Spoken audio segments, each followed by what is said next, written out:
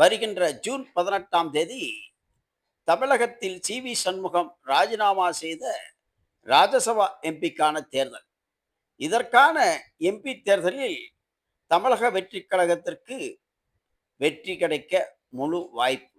இந்த சூழலில் ஒரு எம்பி தேர்தலுக்கான சீட்டை இந்திய தேசிய காங்கிரசுக்கு தமிழக வெற்றிக் கழகம் ஒதுக்கியுள்ளது.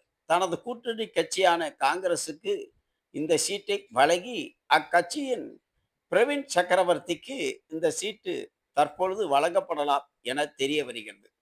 ஆரம்பத்திலிருந்தே தமிழக வெற்றிக் கழகம் காங்கிரஸ் கூட்டணிக்கு பிரவீன் சக்கரவர்த்தி பாடுபட்டார் என்றும் அதற்கு பெரும் முயற்சி எடுத்தார் என்றும் அனைவரும் அறிந்த நிலையில் நடிகர் விஜயும் அவருக்கு சீட்டு வழங்குவதில் எந்த விதமான ஆட்சேபனையும் இல்லை என்று தெரிவித்த நிலையில் காங்கிரஸ் கட்சிக்கு இந்த ராஜ்யசபா எம்பி சீட் ஒதுக்கப்பட்டுள்ளது.